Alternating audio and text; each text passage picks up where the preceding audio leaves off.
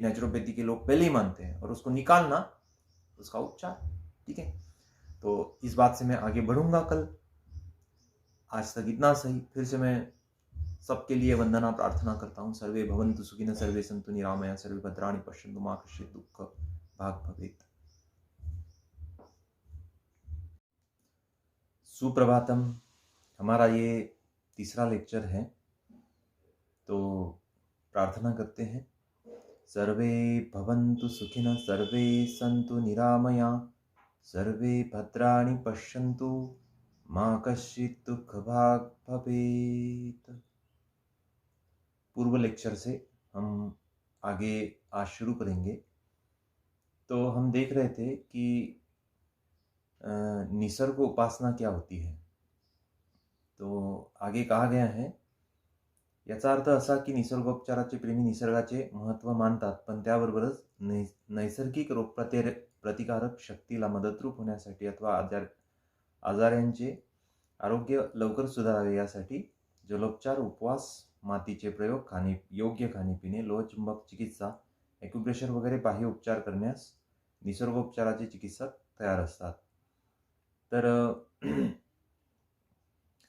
नैसर्गिक रोग प्रतिकारक शक्ति, ये आज हमें ध्यान में लेना है।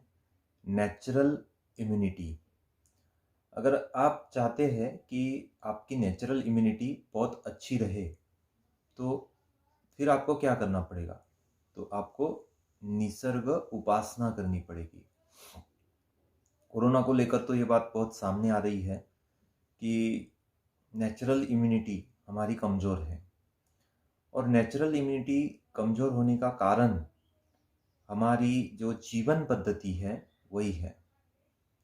क्योंकि अगर हम नेचुरल लाइफ अगर जीते हैं तो उसमें हमारी इम्यूनिटी बहुत अच्छी रहती है, और हम आर्टिफिशियल लाइफ जीते हैं तो उसमें इम्यूनिटी लॉस हो जाती है।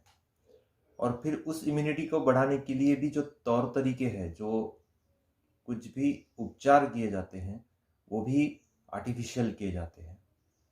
और आर्टिफिशियल इसका अर्थ ये होता है कि जैसे एलोपैथी उपचार किए जाते हैं, तो इससे फिर इम्यूनिटी नहीं बढ़ती, और अंत में रिजल्ट जो है वो बहुत ही डरावना होता है और बहुत ही खतरनाक होता है। तो करना क्या है? निसर्ग का अनुसरण तो करना ही करना है, लेकिन उसके साथ में अब ये भी निसर्गोपचार में ही आता है, लेकिन इसे अलग से बताया है कि जो निसर्गोपचार के चिकित्सक हैं वो जलोपचार भी करते हैं। अब जब मैं पांचभौतिक चिकित्सा के बारे में आपको पढ़ाऊंगा तब जलोपचार कितने होते हैं, हाइड्रोथेरेपी क्या होती है, उसके क्या फ़ायदे शरीर में हम देख सकते हैं, तो ये आपको पता चलेगा। उपवास, ये भी पांचभौतिक चिकित्सा में ही आता है, लेकिन थोड़ा सा यहाँ पर उपवास आया है तो आपको थोड़ा सा अलर्ट कर दूं कि उपवास क्या होता है और कैसे किए जाते हैं। तो उपवास का अर्थ होता है कि जो हमारा परमात्मा है, जो हमारा खुदा है, गॉड है, वाहे गुरु है, उसके करीब हम जाए, उसे हम पहचानने की क्षमता हमारे भीतर लाए, है ना। तो उसे कहते हैं उपवास। लेकिन हम ऐसा नहीं करते। हम क्या करते हैं, हम और जो टेस्ट होती है, जो अलग अलग तरह का खाना होता है, उसके तरफ हम जाते हैं। अब जो लोग उपवास करते हैं वो कैसा करते हैं, वो दिन भर, एक तो दिन भर भूखा रहेंगे, है ना, पानी भी नहीं पिएंगे, ऐसा उपवास करेंगे। और इसके अलावा और कैसे उपवास किया जाता है कि जैसे महाशिवरात्रि का उपवास है, या फिर और कोई एकादशी का उपवास है, तो लोग कैसे उसमें साबूदाना खाते हैं, साबूदाने की खिचड़ी खाते हैं, साबूदाने के वड़े खाते हैं, वो तले हुए होते हैं। फिर फल खाएंगे, उसके बारे में तो ज़्यादा ऑब्जेक्शन नहीं होगा, लेकिन उपवास का चिवड़ा खाते हैं, है ना, उपवास का चिवड़ा खाते हैं। अब उपवास के लिए इतने आइटम्स बने हैं, जैसे कि जितने आइटम्स हम बाहर देखते हैं, जैसे उपवास की कचौड़ी भी है, उपवास का समोसा भी है, उपवास का जैसे इडली भी है, उपवास की उपवास का उत्तप्पा भी है, उपवास का डोसा भी है। अब ये तो सब कुछ है ना, अब उपवास में आ गया। तो लोगों को ऐसे लगता है यार जो रूटीन जो डाइट है वो उससे हम थोड़े से है ना निजात पा ले, तो थोड़ा सा उपवास कर ले। तो उपवास के दिनों में फिर चेंज ऑफ डाइट होता है ना, उपवास नहीं होता है। और इसी कारण हमें उपवास के फायदे नहीं होते। मैं तो ऐसा कहता हूँ कि उपवास करने से लोग स्वस्थ नहीं होते बल्कि अधिक बीमार पड़ जाते हैं। ये उनको पता नहीं चलता, क्योंकि ये बात कोई उनको बताता ही नहीं, है ना। घर के सारे लोग बताते हैं आज उपवास है, करो रे साबुदाने की खिचड़ी करो, है ना। आज उपवास है, चलो ये खाओ, ऐसा करो, मीठा बनाओ, ठीक है। उपवास है तो हम उपवास नहीं करते हैं, उपवास है तो हम चेंज ऑफ डाइट कर देते हैं और फिर उसमें और खाने पीने का मजा लेते हैं, ठीक है। तो उपवास का अर्थ क्या होता है कि शरीर को शुद्ध करना। उसके लिए बहुत सारे उपाय बताए हैं नेचुरोपैथी में। तो इसके डिटेल्स के इसका जो डिटेल्स है वो मैं जब पांचभौतिक चिकित्सा में हम आकाश तत्व चिकित्सा को देखेंगे तो फिर सब पूरा डिटेल्स उसमें हम देखेंगे, ठीक है। मिट्टी के कुछ प्रयोग रहेंगे, माती उपचार रहेगा, मिट्टी लेप रहेगा, खान पान में सुधार रहेगा, है ना। तो हम नेचुरोपैथी में ऐसा कहते हैं कि हमारा भोजन ही हमारा औषध है और हमारा भोजन ही हमारा विष है। अगर आप समझ पाए तो आपका भोजन आपके लिए अमृत बन जाएगा, और आप नहीं समझ पाए तो आपका भोजन आपके लिए विष बन जाएगा। मेरे जो गुरु है जिनसे मैंने आयुर्वेद को पढ़ा, आयुर्वेद को सीखा, तो वो बहुत बार ये इस बात को कहते थे कि वो पूछते थे हमें कि आहार की परिभाषा क्या है ना, खान पान की परिभाषा क्या है, आहार की परिभाषा क्या है। तो वो बताते थे कि जिसे हम खाते हैं और जो हमें खाता है वो है आहार। अब ये ऑल टाइम इस परिभाषा को हम नहीं कर सकते, क्योंकि अगर फिर जो हमें खाता जिसे हम खाते हैं वो हमें खाता है, तो फिर अगर हम खाना छोड़ दे तो क्या हम स्वस्थ रह पाएंगे? तो उत्तर रहेगा नहीं, हम स्वस्थ नहीं रहेंगे। क्योंकि शरीर का रक्षण अन्न से होता है, मन का रक्षण अन्न से होता है, उसका पोषण, शरीर और मन का पोषण अन्न से होता है। तो फिर अगर हम भोजन ही छोड़ देंगे तो पोषण कैसे होगा, है ना, और शरीर फिर कैसे टिकेगा, है ना। इससे तो जीवन संकट में आ जाएगा। तो इस बात को ध्यान में ले कि खाना पीना तो है, लेकिन क्या खाना पीना है, कितना खाना पीना है, उसकी मात्रा क्या होनी चाहिए, ठीक है।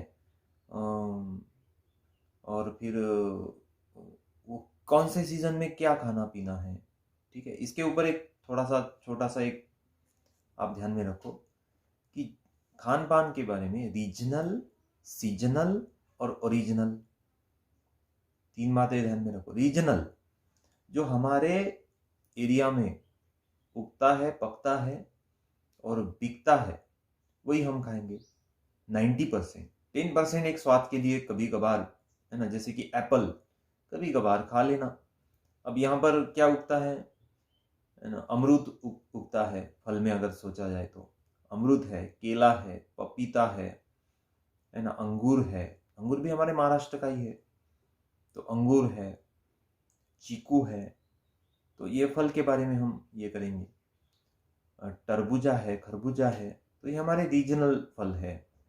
अब कुछ फल ऐसे हैं कि वो रीजनल नहीं है।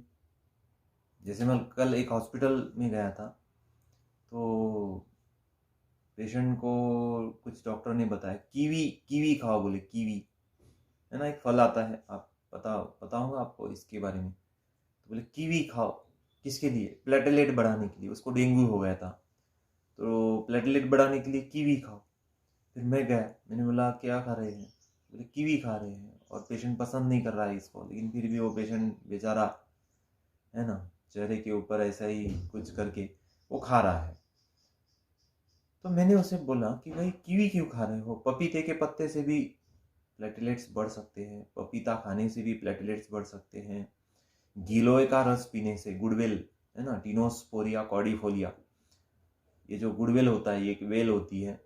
अब कोरोना में तो बहुत से लोगों इससे परिचित भी हुए हैं, गुडविल, तो उसका काढ़ा पियो, कड़वा होता है थोड़ा, इससे प्लेटेलेट बढ़ते हैं। अब शिंगदाना जो होता है ना, तो उसे भिगो कर अगर हम खाते हैं, उससे भी प्लेटेलेट बढ़ते हैं। गेहूं का जो ज्वारा होता है ना, जैसे गेहूं की जो घास होती है, गेहूं जब बोते हैं और 9 दिन के बाद में जो घास आती है, उन पत्तों को काट कर अगर पिया जाए तो उससे भी प्लेटेलेट बढ़ते हैं। एलोवेरा से भी प्लेटेलेट बढ़ते हैं। तो हम लोकल चीज जो है, रीजनल जो है, उसका इस्तेमाल करें, लेकिन पता ही नहीं इसके बारे में तो कैसे करेंगे, है ना। फिर तो लोग बोलेंगे नहीं, विदेश से ये चीज़ आई है, ये प्लेटेलेट बहुत अच्छा बढ़ाती है, तो यही खाओ। तो फिर क्या होगा कि हम वही ज़्यादा पैसे देके महंगा महंगा खाएंगे, ठीक है। तो महंगा खाएंगे, ये बात नहीं है कि आप पैसे मत खर्च करो, लेकिन आप पैसे खर्च करो, लेकिन दिमाग लगा के पैसे खर्च करो।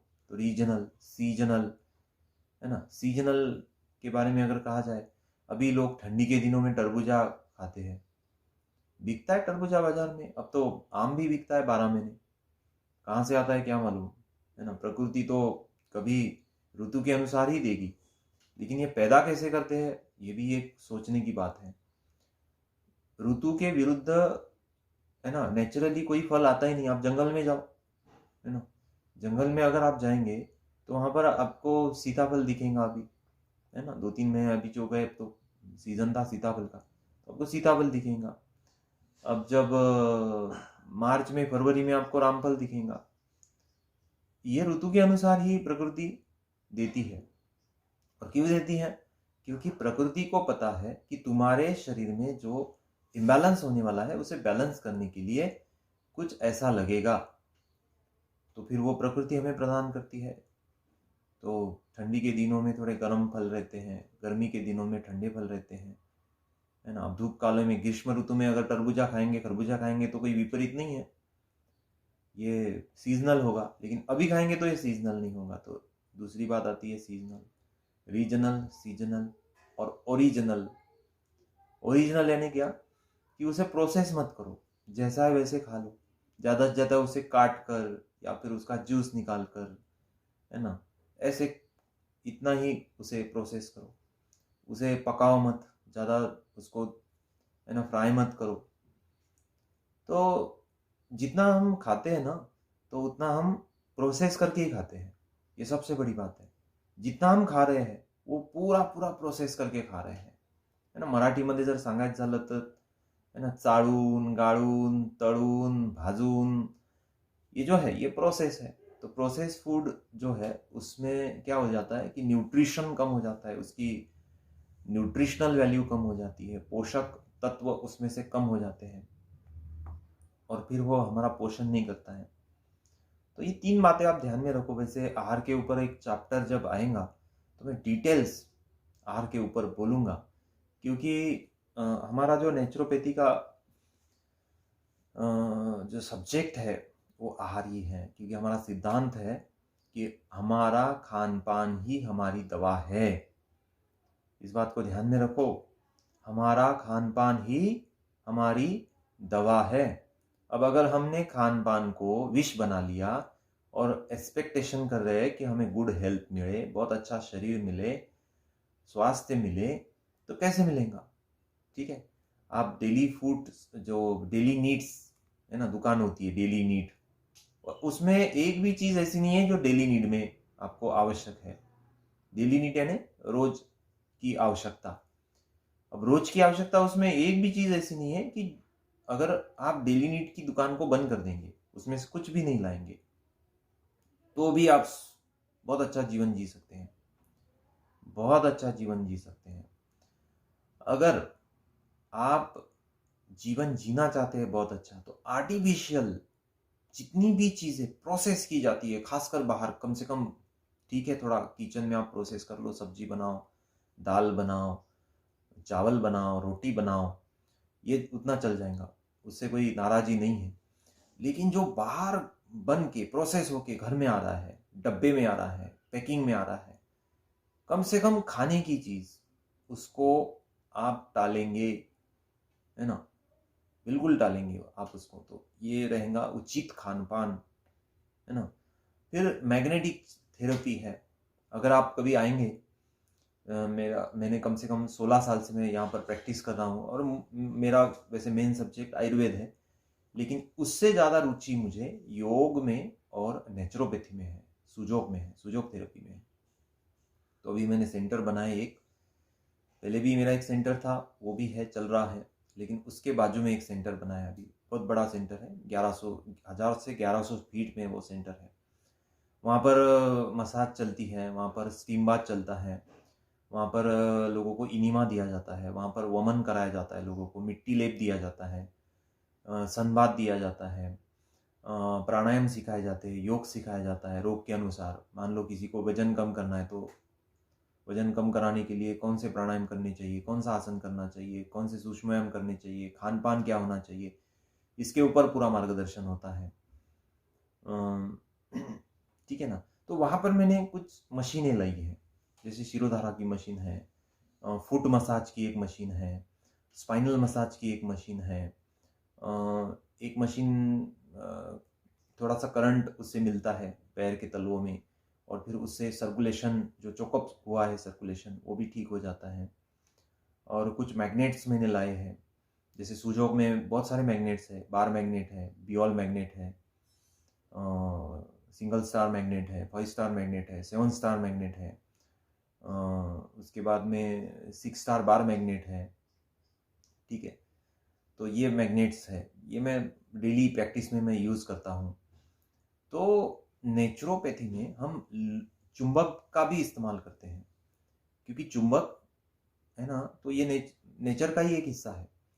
हमारे शरीर में जो ऊर्जा रहती है हम उसे बायो एनर्जी कहते हैं, और चुंबक में जो एनर्जी रहती है उसे हम मैग्नेटिक एनर्जी कहते हैं, और ये बहुत मैच होती है। अगर आपके शरीर की बायो एनर्जी अगर इम्बैलेंस हो गई है, तो उस इम्बैलेंस एनर्जी को बैलेंस करने के लिए आप मैग्नेटिक एनर्जी का बिल्कुल सहारा ले सकते हैं। तो हम चुंबक का सहारा लेके भी हमारे शरीर के एनर्जी को करेक्ट करते हैं। रोग क्या है? रोग अकॉर्डिंग टू मैग्नेटोथेरेपी, उसके अनुसार रोग ये है कि हमारी जो बायो एनर्जी है वो इम्बैलेंस जब हो जाती है तो रोग पैदा हो जाते हैं। तो उस एनर्जी को हम बायो एनर्जी से भी करेक्ट करते हैं, जैसे ग्रेन्स थेरेपी होती है, मैं करता हूँ सुजोग में ग्रेन्स थेरेपी। तो ग्रेन्स थेरेपी में खासकर मेथी यूज़ की जाती है, बकवीट सीड्स जो है वही यूज़ किए जाते हैं, तरोटा जो होता है उसके सीड्स यूज़ किए जाते हैं। तो छोटे छोटे सीड्स वाले जितने भी प्लांट्स है, करीबन एक 15 से 20 तरह के सीड्स मैं थेरेपी में इस्तेमाल करता हूँ। तो वो जो सीड्स है, उस सीड्स के भीतर बायो एनर्जी रहती है, और उस सीड्स को जब हाथ के तलवे पर या फिर पैर के तलवे पर या फिर कान पर चिपकाया जाता है, तो वो सीड्स में जो एनर्जी रहती है वो एनर्जी हमारे बॉडी में ट्रांसफ़र हो जाती है, और हमारे बॉडी की जो बैलेंस एनर्जी वो सीड में ट्रांसफ़र हो जाती है ना। इंटर चेंजेस हो जाते हैं एनर्जी के, और हमारे भीतर की एनर्जी फिर करेक्ट हो जाती है। तो हम लौह चुंबक का भी इस्तेमाल करेंगे। सुजोग के बारे में थोड़ा सा बेसिक है आपको सिलेबस में, तो मैं बेसिक एक 4 से 5 लेक्चर इसके ऊपर मेरे रहेंगे, आगे चल के वो भी बात आएंगी। एक्यूप्रेशर है ना। एक्यूप्रेशर का जो ओरिजिन है वो चाइना है, और चाइना ने जो एक्यूप्रेशर लिया भारत से लिया है। नालंदा और तक्षशिला जब दो विद्यापीठ है ना, तो करीबन 2500 साल पहले भगवान बुद्ध का जो काल है, भगवान आचार्य चाणक्य का जो काल है, उसमें नालंदा और तक्षशिला ये दो विद्यापीठ बहुत अच्छे से हमारे भारत में चलते थे, है ना। विदेश से लोग वहाँ पर पढ़ने के लिए आते थे, भारत के लोग वहाँ पर पढ़ने के लिए आते थे। कहा जाता है कि एक समय में 7500 से 8000 लोग वहाँ पर एक समय में शिक्षा ले सकते थे, इतना बड़ा था वो, इतनी बड़ी यूनिवर्सिटी थी नालंदा और तक्षशिला। तो उस समय कुछ चाइना के लोग आए भारत में, उन्होंने आयुर्वेद को पढ़ा, मर्म विज्ञान को पढ़ा, उन्हें समझ में आया कि इससे हम थोड़ा विकास कर सकते हैं। फिर उन्होंने उसके ऊपर गहरा चिंतन किया और एक्यूप्रेशर को खोज निकाला, हाथ के तलवे पर, पैर के तलवे पर और पूरे शरीर पर कुछ पॉइंट्स उन्होंने खोज निकाले और उससे वो लोग चिकित्सा करते हैं। तो हमारे ऋषि मुनियों ने इस चिकित्सा की खोज पहले की थी, है ना। हमारे ऋषि मुनियों ने क्या कहा है कि रोज आप शरीर की मसाज करो, तिल के तेल से करो, सरसों के तेल से करो, या फिर किसी सिद्ध तेल से, नारायण तेल से करो, महानारायण तेल से करो, बला तेल से करो या क्षीर बला तेल से करो। कोई भी एक मेडिकेटेड ऑयल ले लो और उससे रोज मसाज करो। इसके ऊपर एक बहुत बढ़िया सूत्र भी आता है, अभ्यंगम आचरित नित्यम सजराश्रम, अभ्यंगम आचरित नित्यम सजराश्रम वातायु पुष्ट आयु स्वप्न सुवक्तुत्व दाढ़ेकृत। इसका अर्थ यह होता है कि अभ्यंगम आचरित नित्यम सजराश्रम वाताह दृष्टि प्रसाद पुष्ट आयु स्वप्न सुवक्तुत्व दाढ़ेकृत। तो अभ्यंग रोज करना चाहिए, है ना। अगर आप ये करते हैं तो आपको बीमारी नहीं आएंगी, इसकी गारंटी मैं लेता हूँ। ठीक है, आज से आप शुरू कर दो, जो रोग है वो भी धीरे धीरे ठीक होना शुरू हो जाएगा। हाँ, अभ्यंग किसे कौन ना करे इसके बारे में भी कुछ नियम होते हैं, है ना। जैसे प्रेग्नेंट लेडी को नहीं करना चाहिए, जिसे कफ की बीमारी है उसने नहीं करना चाहिए, जिसे आव बनती है पेट में उसे नहीं करना चाहिए, जिसे बुखार है उसे नहीं करना चाहिए। ऐसे 8-10 कंडीशन है जिसमें अभ्यंग नहीं करना चाहिए, शरीर को तेल नहीं लगाना चाहिए। तो उन कंडीशंस को ध्यान में लेंगे, उसके अलावा हम अभ्यंग करेंगे। अगर हम थोड़े स्वस्थ हैं तो रोज जैसे अभी धूप की जो किरणें सुबह 7-8 बजे भूमि पर पड़ती है, तो वहाँ पर हम टेरेस पर या फिर आंगन में बैठेंगे, या फिर घर में खिड़की से धूप आती है तो वहाँ पर बैठेंगे और अभ्यंग करेंगे, शरीर को तेल लगाएंगे। अब किसी को सहन नहीं होता है तो बंद करे, खुजली आती है कभी तेल लगाने से तो बंद करे, फिर दूसरा तेल इस्तेमाल करेंगे। तो इससे क्या होता, इससे आपके पूरे शरीर में एक्यूप्रेशर हो जाता। और ये रोज अगर होगा तो आपका शरीर कभी डायबिटीज से बीमार नहीं पड़ेगा, कभी हाइपरटेंशन से बीमार नहीं पड़ेगा, कभी आर्थराइटिस से बीमार नहीं पड़ेगा, कभी आप डिप्रेशन में नहीं जाओगे, है ना। मात्र एक उपचार करने से, अभ्यंग करने से, शरीर को तेल लगाने से इतना कुछ हो सकता है। अब हम लोगों को बहुत बताते हैं इसके ऊपर, ठीक है। मेरे बाहर भी बहुत सारे व्याख्यान होते हैं, वर्कशॉप होते हैं, सेमिनार होते हैं, लेकिन लोगों को क्या है, एक कान से सुनना दूसरे कान से निकाल देना, फिर वो रोग के इंतजार में रहते हैं। वैसे उनकी अंडरस्टैंडिंग नहीं रहती है, लेकिन मैं लोगों का भविष्य जानता हूं। आप मुझे उसकी लाइफस्टाइल बता दो, फिर मैं उस व्यक्ति को आयु के 40 में 50 में कौन से रोग होंगे उसका मैं भविष्य बता देता हूं, और देख लेना उसको रोग होंगे। क्योंकि आज जो कर रहे हैं, जो आज आप वर्तमान में कर रहे हैं, वो कल आपको फलित होने वाला है। ठीक है, प्रकृति की पूजा करेंगे तो प्रकृति आपको फल देंगे अच्छा। प्रकृति की अगर पूजा नहीं करेंगे, उस प्रकृति को अगर आप सफर में लाओगे तो आपको सफरिंग आएंगी आगे चल के, है ना। शरीर में रोग आएंगे, दुख आएंगे, और फिर उस रोग को कम करने के लिए बड़ी शोकांतिका ये है कि लोग, है ना, प्रकृति बिगड़ने के बाद में प्रकृति की पूजा नहीं करेंगे और प्रकृति को और ज्यादा, है ना, एलोपैथी मेडिसिन खा के और ज्यादा दूषित करेंगे। फिर जब ये लोग मेडिसिन खाते हैं 5-10 साल के बाद में, 5-10 साल तो प्रकृति सहन कर लेती है एलोपैथी मेडिसिन को, फिर 5-10 साल में इन्हें कॉम्प्लिकेशंस आते हैं, फिर वो कॉम्प्लिकेशंस के उपचार, फिर हॉस्पिटलाइजेशन होता है। एक समय में जब हॉस्पिटलाइजेशन हो जाता है तो लाख 2-2, 5-5 लाख का बिल निकलता है। आजकल लोग हेल्थ पॉलिसी निकालने लगे हैं।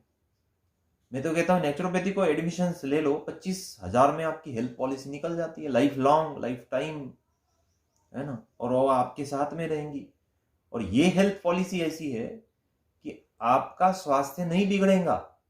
वो जो आप हेल्थ पॉलिसी निकालते हैं 5 लाख की, 15 लाख की, उसका प्रीमियम भी कुछ मंथली 5-10 हजार रुपये रहता है ना। तो वो हेल्थ पॉलिसी निकालेंगे तो हेल्थ पॉलिसी क्या करेंगी, आपको बीमार करेंगी सबसे पहले तो, क्योंकि आप बिंदास हो जाएंगे, क्योंकि आपको पता है मेरी 10-15 लाख 25 लाख की हेल्थ पॉलिसी है, मैं तो बीमार पड़ूंगा तो। और लोग तो बीमार पड़ते ही है फिर, ठीक है, लोग क्योंकि जो दिया है उसको वसूल करना है, तो फिर लोग बीमार पड़ते हैं। लोग कहते हैं कि इतने पैसे हमने दिए हैं तो फिर हॉस्पिटल में जाके तो वसूल करने हैं ना। कितना है ना, विनाशकाले विपरीत बुद्धि, है ना, इतनी सड़ी हुई हो गई है लोगों की बुद्धि कि क्या करते, हम बीमार पड़ेंगे ना तो उसके लिए हम अभी से तैयारी कर देते हैं। क्या तैयारी करेंगे? बीमार पड़ेंगे तो लाखों रुपया हमें मिलने चाहिए, इसलिए आज से ही भरना शुरू कर देते। अरे मेरे भाई, इतना तो समझ लो कि तुम्हें बीमार ही नहीं पड़ना है, ठीक है। और बीमार पड़ेंगे भी तो नेचुरोपैथी से ठीक होंगे तो इतने पैसे क्यों लगेंगे, आयुर्वेद से ठीक होंगे तो इतने पैसे क्यों लगेंगे, है ना, लाखों रुपए क्यों लगने वाले हैं बीमार पड़ने के बाद में। घटिया सोच दिमाग में रख ली है लोगों ने, नेचुरोपैथी लोगों को पता ही नहीं है। तो मैं तो कहता हूं कि अगर आप सही में चाहते हैं आपके परिवार की हेल्थ पॉलिसी निकले, आप बहुत भाग्यशाली लोग हैं जिन्होंने नेचुरोपैथी को एडमिशन ली है, और वो बहुत दुर्भाग्यशाली लोग हैं जिन्होंने नेचुरोपैथी को एडमिशन तो ली है लेकिन लेक्चर नहीं अटेंड कर रहे हैं। बहुत दुर्भाग्यशाली है, क्योंकि सोने के घड़े के पास तो बैठे हैं लेकिन उनको पता ही नहीं कि ये सोने का घड़ा है, ठीक है, मिट्टी का समझ रहे हैं, है ना। तो ये है ना, नेचुरोपैथी को एडमिशन लेने के बाद में अगर आप नेचुरोपैथी नहीं पढ़ेंगे तो समझ लेना आपने बहुत बड़ा धोखा किया है खुद के साथ में। मैं आपको पढ़ाने के लिए इसलिए भी तैयार हुआ हूं कि मुझे एक तो पढ़ाने से बहुत आनंद आता है, और मुझे ये पता है कि अगर लोगों को मैं ऐसा उपचार बताऊंगा जो लोग घर बैठे कर सके तो मुझे इस बात से बड़ा पुण्य भी मिलेगा, क्योंकि हर एक कर्म का एक रिटर्न्स होता है। अगर मैं 50 लोगों को, 100 लोगों को, 500 लोगों को अगर घर बैठे उपचार दे देता हूं तो आप क्या समझते हैं, उसका मुझे कोई फल नहीं मिलेगा? उसका बड़ा फल मिलेगा, क्योंकि लोगों के कष्ट मैंने बताए, बचाए, लोगों को बीमार पड़ने से मैंने बचाया, तो मुझे इसका फल तो दुगना मिलेगा। क्योंकि बीमार पड़ने के बाद में जब हम औषधोपचार करते हैं, कुछ उपचार करते हैं, उसका फल तो हमें पैसों के रूप में मिल जाता है, लेकिन किसी व्यक्ति को अगर आप बीमार पड़ने से बचा ले, उसे जो कष्ट होने वाला है उस कष्ट से अगर हम बचा ले तो उससे दुगना फल मिल जाता है। बस उसकी करेंसी थोड़ी सी अलग होती है ना, उसका चलन थोड़ा सा अलग होता है। इसके ऊपर पूरा विश्वास रखें आप। मैंने विश्वास किया है इसके ऊपर, तो इसके ऊपर आप पूरा विश्वास करें। और ये जो साइट थेरेपी है, एक्यूप्रेशर है, इसको भी सीखे, सुजोग को सीखे।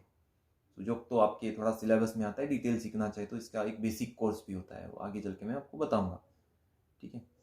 तो ये बात आई है। उसके बाद में फिर नेचुरोपैथी में डायग्नोसिस जो किया जाता है, तो उस डायग्नोसिस के लिए जो टेस्ट किए जाते हैं वो नेचुरोपैथी के लोग अनावश्यक नहीं समझते, लेकिन बहुत ज़्यादा कंपलसरी भी नहीं समझते। ये एक सिद्धांत आने वाला है आगे, इसके ऊपर और दोबारा भी चर्चा होगी, लेकिन अभी किताब में आया है तो मैं यहाँ पर थोड़ा सा डिस्कस करता हूँ। अब आप बाहर देखते हैं कि इतने सारे टेस्ट कराए जाते हैं एलोपैथी। कौन कौन रहता है एलोपैथी टेस्ट कराने वाला? MBBS, MD, डीएम यानी MD के बाद में भी एक 3 या 4 साल की पढ़ाई होती है, डीएम, वो टेस्ट कराता है। इतना पढ़ के भी उस व्यक्ति को जैसे डायग्नोसिस का कोई तर्क वितर्क नहीं रहता, ऐसी चिकित्सा पद्धति है। आप जितना आगे बढ़ेंगे ना, आप MBBS के पास में जाएंगे, है ना, आप जैसे नेचुरोपैथिस्ट के पास में आएंगे, आप कोई टेस्ट कराने की आवश्यकता नहीं है। आयुर्वेद के पास जाएंगे, कोई टेस्ट कराने की आवश्यकता नहीं है। योग थेरेपिस्ट के पास जाएंगे, खास विशेष कोई टेस्ट कराने की आवश्यकता नहीं है। लेकिन आप अगर एलोपैथी डॉक्टर के पास में जाएंगे, थोड़े से टेस्ट कराएंगे आपके, है ना, 200, 500, 1000 रुपए के टेस्ट कराएंगे। फिर आप थोड़ा सा आगे बढ़ेंगे, MD के पास में जाएंगे तो वो और ज़्यादा टेस्ट कराएंगा। आप DM के पास में जाएंगे, और महंगे महंगे टेस्ट कराएंगा, ठीक है। ये क्या है, ये क्या चल रहा है? ये थोड़ा सा इसमें व्यवसायीकरण भी है। मैं इन्वेस्टिगेशन के लिए नहीं बोलता हूँ, इन्वेस्टिगेशन कराना गलत नहीं है, उससे आपके शरीर का कोई नुकसान नहीं होने वाला है। जिस इन्वेस्टिगेशन में आपके शरीर पर रेज नहीं पड़ते हैं, जैसे एक्सरे वगैरह, उसमें थोड़ा नुकसान है शरीर का। बार बार एक्सरे कराएंगे तो उससे शरीर का नुकसान हो जाता है, MRI बार बार करेंगे तो उससे शरीर का नुकसान हो जाता है। लेकिन अगर खून की जांच करेंगे, पेशाब की जांच करेंगे, मल की जांच करेंगे तो इसमें कोई नुकसान नहीं है। इसमें एक ही बात रहती है कि थोड़े से पैसे जाते हैं, लेकिन फिर भी ठीक है कि अगर आपके पास पैसे हैं तो आप जांच तो करा सकते हैं। लेकिन अगर जांच की आवश्यकता ही नहीं है तो जांच करके क्या फायदा। अभी मेरे पास एक पेशेंट आया था, अकोला में एक बहुत बड़ा डॉक्टर है, वो लेडी डॉक्टर है ना। उसने नर्व कंडक्शन स्टडी किया। एक डॉक्टर के पास नर्व कंडक्शन स्टडी किया, और नर्व कंडक्शन स्टडी करने और उसको खर्चा आता है 3,000 रुपये का। फिर वो पेशेंट एक MBBS MD DM के पास गया चेकअप करवाने के लिए। उस डॉक्टर ने बोला ये रिपोर्ट मुझे नहीं चलेगा, बोले 15 दिन के पहले का रिपोर्ट है, ये मुझे नहीं चलेगा, मुझे तो फ्रेश रिपोर्ट चाहिए। ऐसा क्यों बोलते हैं डॉक्टर? क्योंकि उनका कमीशन होता है टेस्ट करवाने में, 40% 60% कमीशन होता है। फिर वो पेशेंट बोल रहा था, डॉक्टर साहब देखो अभी मेरे पास कोई विकल्प नहीं, मेरे पास पैसे भी कम है, क्योंकि वो पेशेंट मेरे पास आया था और उसने मुझे कहा कि डॉक्टर साहब मुझे थोड़ी सी जांच कराने दो, मैं थोड़ा सा आता हूँ। तो वो सच में वो जांच कराने के लिए गया, डॉक्टर के पास चेकअप कराने के लिए गया। चेकअप कराने के लिए गया, उसके बाद में उसको जांच करनी थी। तो पेशेंट गया, पेशेंट नहीं बोल रहा था क्योंकि उसके पास पैसा नहीं था, और अभी कोरोना के कारण उसका 6 महीने से पगार भी नहीं हुए थे। तो पेशेंट ने नहीं बोला। डॉक्टर ने क्या बोला पता है आपको? डॉक्टर ने बोला जब तक तू टेस्ट नहीं करेगा तब तक आगे वाला कोई उपचार नहीं होगा, ये 15 दिन के पहले का मुझे नहीं चलता। फिर वो मजबूरी में कहीं से रिलेटिव से उसने पैसे लिए, 3,000 लिए, और वो गया और फिर उसने टेस्ट कराया। टेस्ट में मैं आपको रिपोर्ट दिखाऊंगा, वो मेरे पास मैंने उसका जेरोक्स निकाल के रखा है। उसमें लिखा है कि 15 दिन के पहले का रिपोर्ट, और ये रिपोर्ट उसमें कोई चेंजेस नहीं है। अब जो इन्वेस्टिगेशन करने वाला जो डॉक्टर है वो थोड़ा सा प्रामाणिक होगा, शायद ऑनेस्ट होगा। उसने लिखा है कि डॉक्टर साहब पहले 15 दिन का रिपोर्ट और इसमें एक रत्ती भर भी चेंज नहीं है, तो ये पहले जैसा ही रिपोर्ट है। बेचारा गरीब है ना, मारा गया 3,000 रुपये से। अरे इन्वेस्टिगेशन कराओ, लेकिन है ना पेशेंट का खून पी के इन्वेस्टिगेशन मत कराओ। उसकी भी ये होनी चाहिए, इच्छा होनी चाहिए इन्वेस्टिगेशन की। आप अपने प्रोफेशन के लिए, अपने इनकम के लिए, है ना, अपने पेट के लिए, अरे कितना लगता है पेट को, है ना, 2 रोटी सुबह 2 रोटी शाम को, एक मकान रहने को, अगर दवाखाना चलाते हैं तो एक आना दवाखाना, है ना, 10 साल भी ठीक से कमाएंगे तो ये हो जाता है। आप तो 50 साल कमाने वाले हैं, और इतना कमा के क्या करेंगे? आपके बच्चे दारू पियेंगे, आपने जो कमाया वो दारू पी के उड़ा देंगे। बहुत से डॉक्टर ऐसे कमा रहे हैं कि जैसे वो है ना 700 साल 800 साल जीने वाले हैं। 70 साल जिएंगे, 60 साल 70 साल जिएंगे ज़्यादा से ज़्यादा, लेकिन फिर भी ऐसे कमा रहे हैं कि दम दुबा के कमा रहे हैं। कमाना तो है, ऐसे नहीं है कि फटीचर रहना है, गरीब रहना है, लेकिन पेशेंट के बारे में सबसे पहले सोचना है। तो नेचुरोपैथी में पेशेंट के बारे में सबसे पहले सोचा जाता है, और निदान तो हो गया है नेचुरोपैथी में। नेचुरोपैथी में निदान क्या है? विजातीय तत्व ये रोग के लिए कारण होते हैं, है ना। Toxic factor is the main cause of disease,